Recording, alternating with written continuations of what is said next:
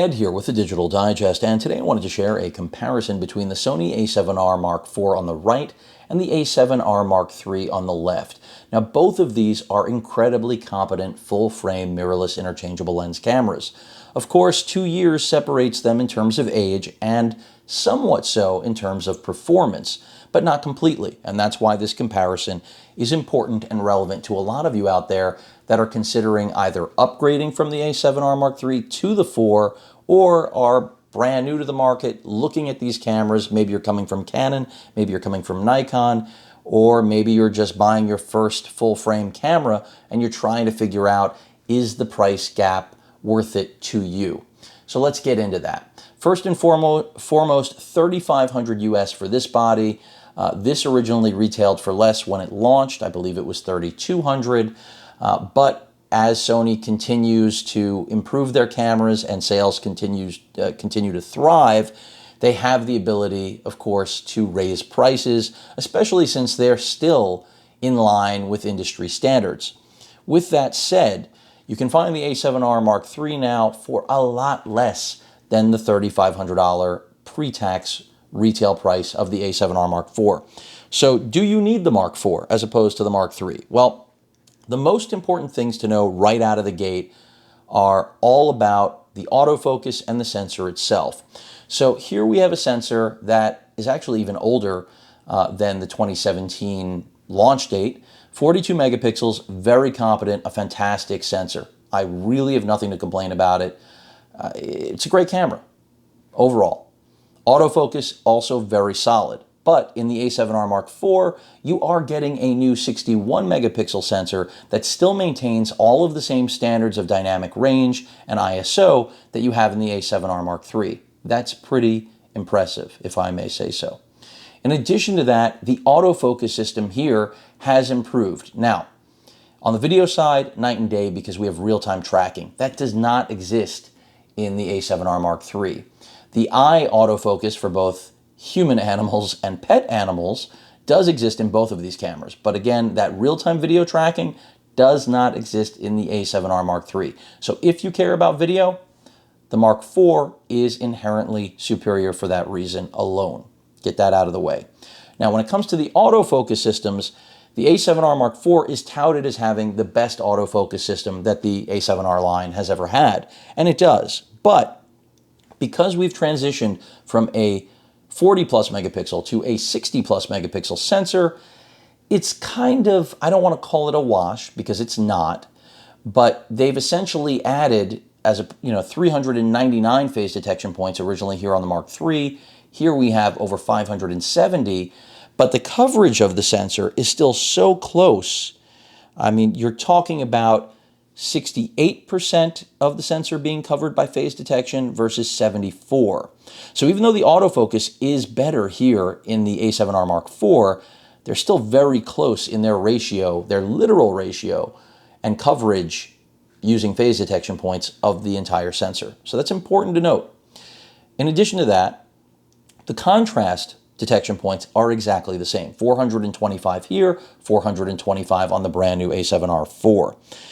Both have, 5-axis image stabilization in body. That's 5.5 stops of compensation, which is great for whatever sort of lenses you're using, whether they're stabilized or especially not stabilized or third-party, legacy lenses, something you're putting on with a converter.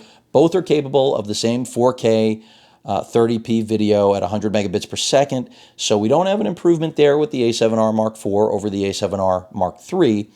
Both have OLED viewfinders, but we have moved. There has been I would say, a pretty big bump up in resolution, 5.7 million dots from, I believe this was, I think it was 3.5. I'm not positive, but it's still a bump up. Same field of view, still 120 frames per second if you set it to that. So the EVF here, definitely better, but does that justify spending over $1,000 more to get this camera? Absolutely not. It has to be about what I've mentioned so far, which is the sensor and the autofocus that you'll have in the a7R Mark IV. If those things aren't compelling enough to you, then you should be looking at the a7R Mark III without any question. Now, color science has been upgraded updated, I should say, here in the Mark IV, just as it has with the APS-C A6400, just as it has been with the RX100 CyberShot Mark VII. And Sony is doing this because it's an update across the board.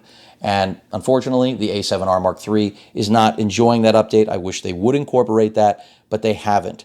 Another thing, interval shooting has been reintroduced here. That did not exist here. So if you want an in-body time-lapse capability, it does exist. I'm just pointing, that's not really a game changer or a game breaker for anybody, but something you need to know. Battery type, exactly the same. Battery performance, basically the same.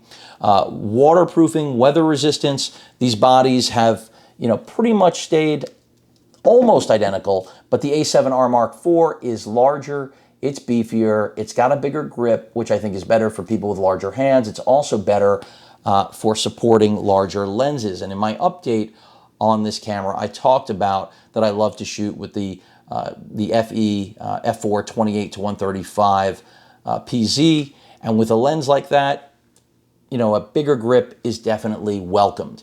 But you can see design is not that much different. Their LCDs on the back of the cameras, exactly the same. No change in range of motion, no change in anything. Resolution is the same, so that has not been changed at all. Buttons have changed a little bit. They're a little bit bigger, have a little more travel. They've changed the actual jog dial. I'll put these down so you can physically see that on the A7R IV. So there has been a slight change there, no question about it. There is a difference, but is that a difference worth paying for? In my opinion, absolutely not. Again, this all has to be about needing that extra megapixel count, which right now, the A7R IV is the king of the hill in full frame, because prior to it, the Canon 5D at 50.6 megapixels was, the cream of the crop in terms of megapixel count. I'm not saying anything else. Now, the A7R Mark IV takes that crown at over 60 megapixels and really makes you wonder how close is this camera to being at medium format, especially considering that it's maintained the dynamic range, it's maintained the ISO. Those are things that you would have expected would have to be, corners would have to be cut. There would have to be something given up in order to gain so many more megapixels on a full frame sensor. So with regard to image quality, the 15 stops of dynamic range that are here are also here. So it's kind of a wash if you don't care about the extra megapixels. The same applies to ISO values. So again, if you don't care about the extra megapixels, the A7R III is an easy choice. If you care about them, then you know that you actually will have the same performance, but with more photographic information, which is really impressive. Both are 15-bit RAW. You can go compressed or uncompressed, totally up to you. The A7R IV does have, the ability now to shoot in 4:3 and 1:1 aspect ratios. That does not exist on the A7R III, only on the 4. Could that be implemented via firmware? I bet it could. It right now is not going to be. Pixel shift, I've talked about this in other videos. The A7R III has pixel shift, captures 4 images, moves by 1 pixel, and gives you a 240 megapixel image, or excuse me, not a 240. That is what the A7R IV is capable of. Sorry for that confusion, because it's taking 16 captures and moving by a half a pixel rather than the 6 images, I believe, or 4 images that the A7R III takes and then moves by 1 pixel, and then combining those. Both require software to do that. You're going to need a desktop computer. It's still a nice feature, but it's more of a gimmick, in my opinion, than a selling point, no question about it.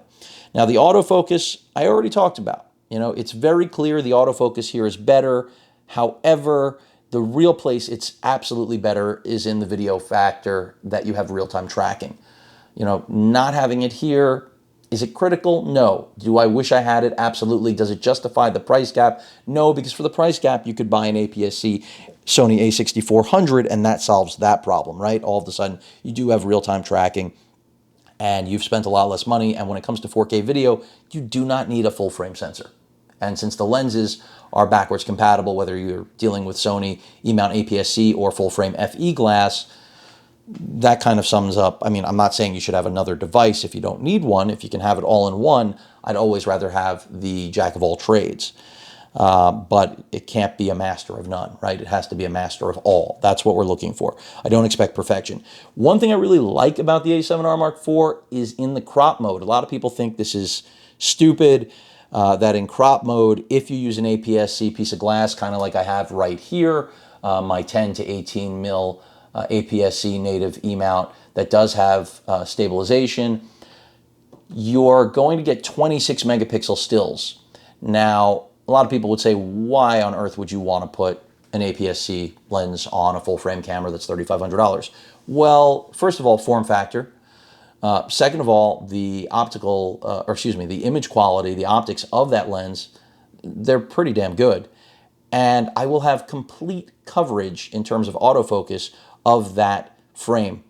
The crop sensor at 26 megapixels and change, it's 99% coverage. So that means whether I'm shooting stills or video, my autofocus inherently is going to be better with that piece of glass than if I'm utilizing the full frame. Now, if I were to switch over, throw that lens on here with the crop factor, I'm dropped down to 18 megapixels, and I don't have that beautiful full frame autofocus capability. So that's the simple answer to why I value the fact that it has 99% coverage when you do shift over to APS-C for still and video capability.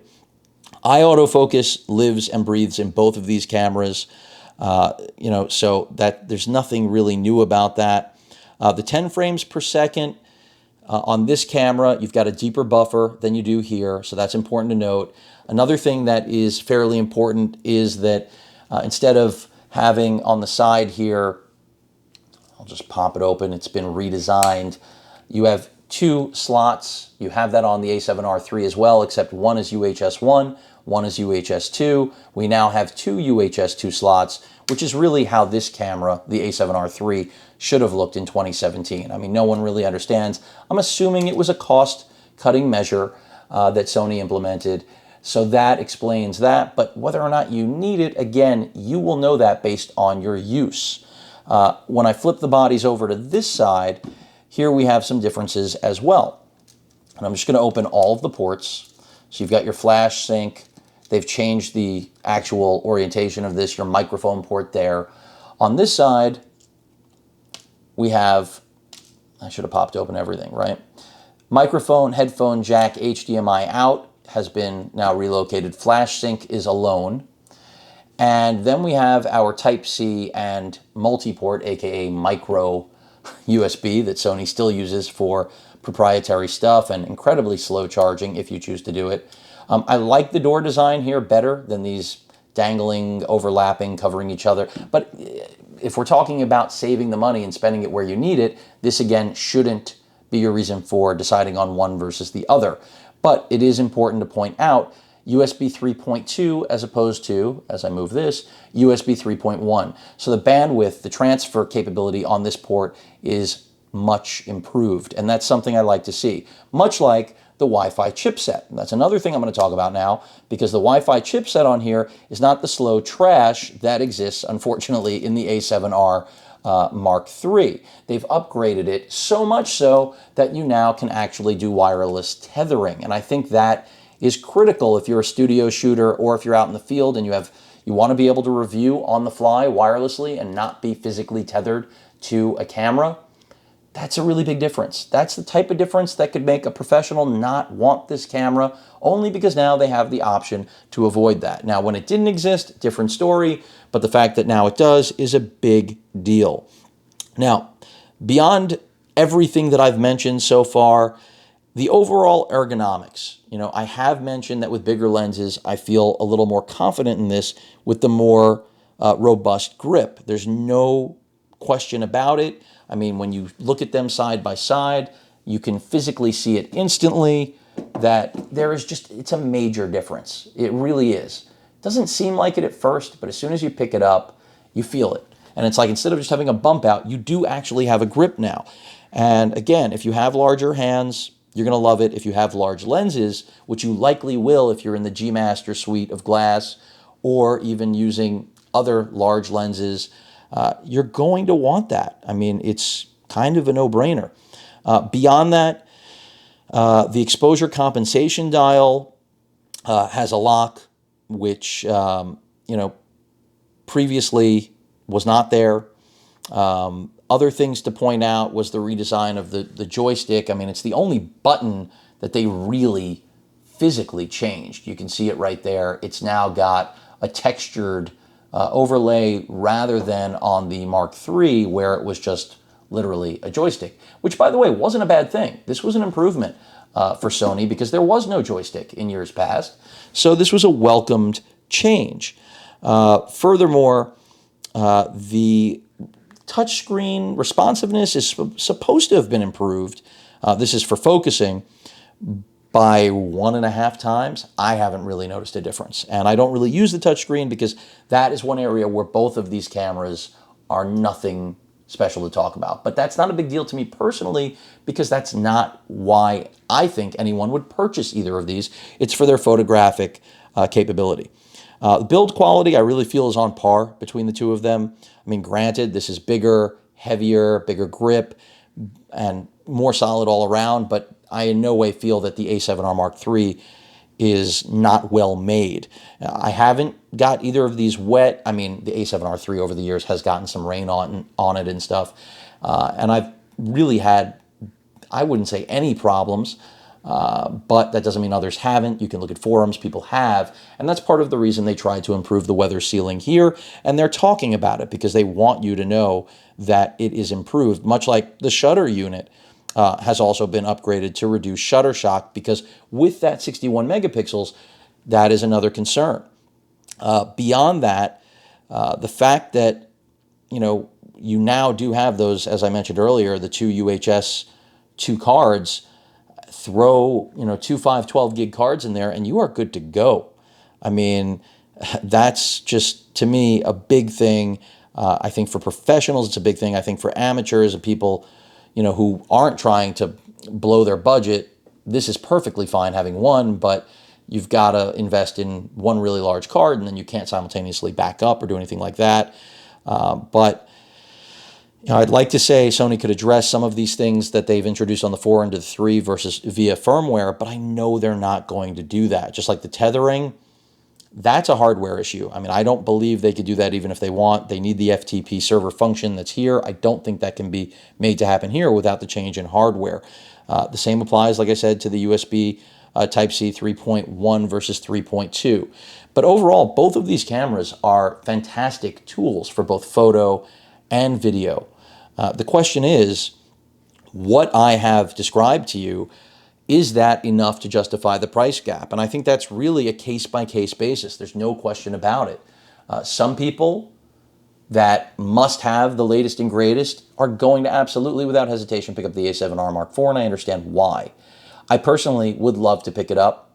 I don't know that I will. I mean, based on the performance difference so far, I can't say that I need the 61 megapixels. Would I like them? Of course. Is it enough to justify the price jump and basically make this a B cam or sell it? I'm not sure about that yet. Granted, I haven't spent a week with the camera yet, but I've spent enough time to clearly see differences. I mean, I see the autofocus capability difference. I see the benefit of having the improved EVF, and I can see in images side by side the 61 megapixels providing more information without losing detail, without performing worse in low light, which is a great thing. But does that amount to myself personally making the investment into this new camera? I'm not sure of that yet. And I probably won't know that until I get my demo unit from Sony. This was loaned to me by a pal who was buying his first Sony camera, full frame. That's not me. Anyone who subscribes to my channel knows I'm not that guy. I've got more cameras than I need. I'm not complaining. It's what I love. I mean, I love to shoot.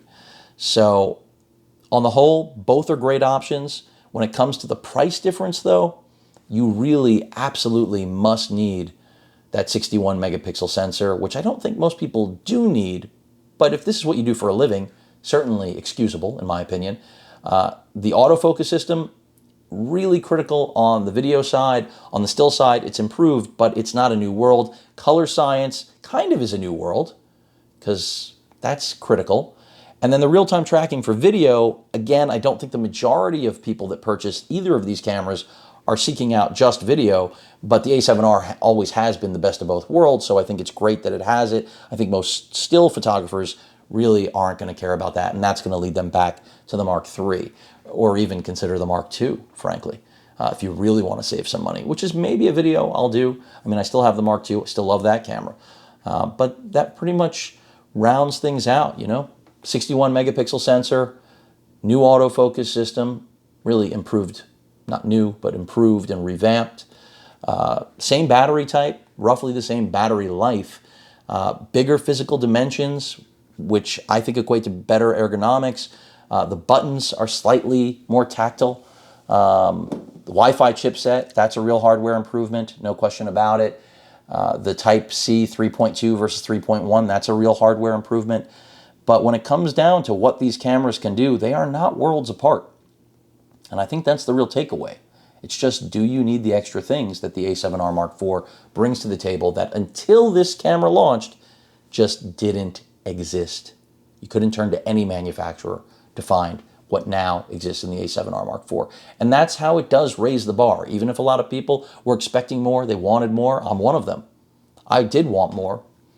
But the reality is Sony still has raised the bar, and that means the industry will have to follow suit, and we're going to see more features, more capabilities in the next generation, even though this may be 2 years away. This sets the standard for the next 2 years, is what I would say, easily, without hesitation. And this becomes an incredible value. I mean, a fantastic camera that if you can pick it up for $1,000 less than the Mark IV, I wouldn't hesitate, again, unless your job depends on new features incorporated here into the Mark IV. That rounds it out. Only 22 minutes, folks. Any questions or comments, please feel free to post them. Hit that like button, and as usual, please feel free to subscribe. Later.